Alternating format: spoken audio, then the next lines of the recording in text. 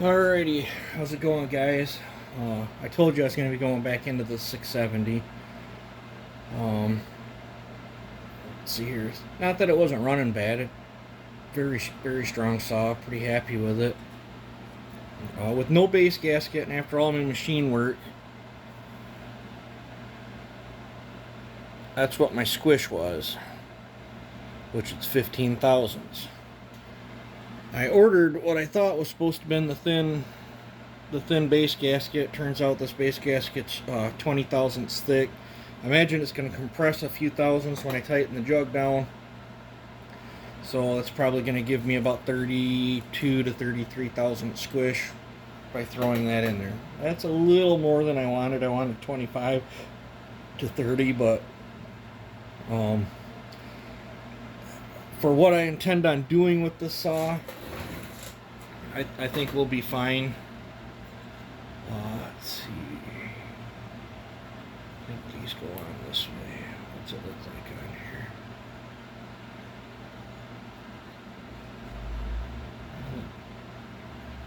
I'll have to trim the gasket a little bit. I could buy another piston, do a pop-up and take less off it and run this gasket, or I could make a thinner gasket, or I could chuck the cylinder back up and take another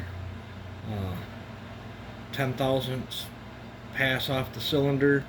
But I've cut so much off the cylinder.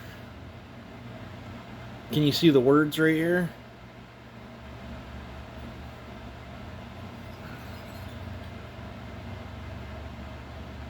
See how the words are put in here gone?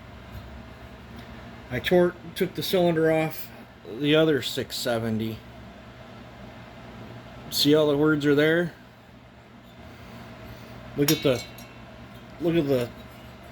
thickness of the tabs.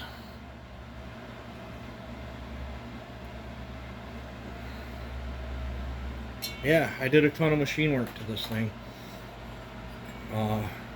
Good news is, I guess I could show you, because I said I was going to do that anyway. Look at how the ports are in that stock.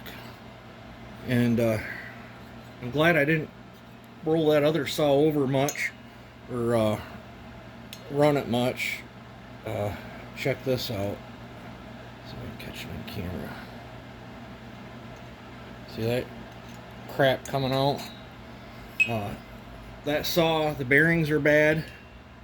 I got it sitting right here. Bearings feel crunchy, gritty. They don't roll smooth. There is slight scoring on the piston, but I really don't see no evidence at all why I can't clean this one up and run this one, put a new ring in it maybe or something. But this one, the case is going to have to get split. The bearings are grindy, crunchy, and the whole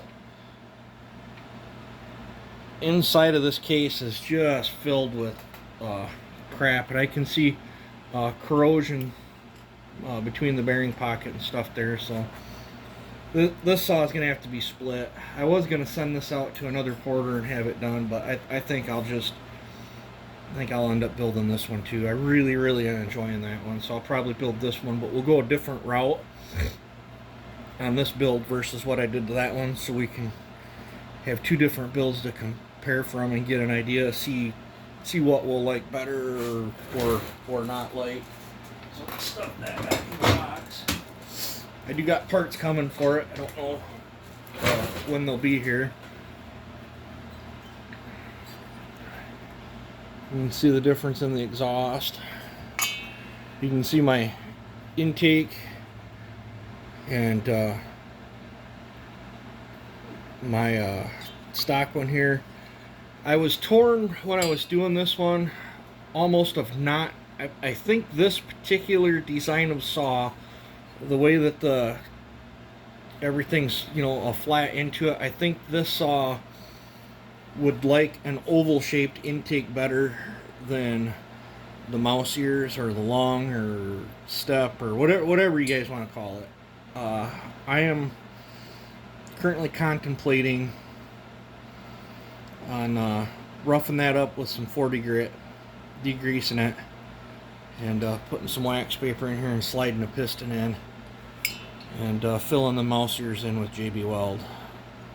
I'm highly contemplating it. If I don't like that, the JB Weld will be super duper easy to get back out. I mean, 15 minutes I can have this saw tore down. My other option would be is to, you know, do all the machine work to this jug and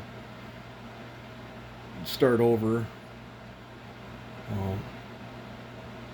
I'm flipping and flopping here. I don't know what way I want to do. I could always do this one oval and leave this one mouse eared, and we could test and flip and flop that way. I'm just this is I think this is a couple year newer saw. There's a few things I noticed about this jug. This one has a nice big step right here, a boss that they put the impulse line on, whereas this one was just into the transfer port. There was no step there, and then when I opened up the transfer and where the tube was in there, I had to grind it flush, and this became a little jiggly, and that's why this is JB welded right here, is I didn't want this impulse tube falling out. And now I'm thinking about, I do put JB Weld in here. I didn't look, I should have looked. I don't think my ring drops below that. I think if I was to fill them 2 mouse ears back in, sand it up, reshape it, I think I could get a little bit more intake port velocity, increase the throttle response just a little bit more on this. It should still have really decent compression with the pop-up and the combustion chamber and cut stuff, even at 35 thousandths base. I plan on really working this saw hard, so I guess I wanted 25, but I mean, I don't know. I mean, I've already cut so much off this that this became an issue and was hitting the flywheel. If I take any more off this, and I'm probably pushing the limits to how thin I can get these where they'll actually structurally hold. So I think my best bet is just roll it with it, see what it does. At the very worst, I pop it back apart, grind the JB Weld back out, pitch the base gasket, glue it back together, and roll with the 15 thousandths. If I was just toying with the thing, I'd be fine with the 15 thousandths. But what I'm scared of is, as carbon starts to build up and then things heat up and expand, I'm worried, say if I was out on a full day of cutting wood with this thing, and you know, I'd hate to have it swell up and actually make contact. So I don't know, I just thought I'd share that. But my carb kit came in, my base gasket came in, so I don't know, I think I'm gonna get working on degreasing this. I think I'm gonna fill them in. I mean, I don't know, maybe not. I'll throw a ring in there and slide it up and see what it looks like, how much filling I gotta do. Alright, I've blabbered on here enough, but I wanted to share this because I haven't even been into that little bit of an idle hiccup I was having. I've not been into that carburetor yet. I didn't want to split nothing until my kit came in. My kit's floating around here somewhere. But alright, I'm gonna let you guys go. You guys have a good one.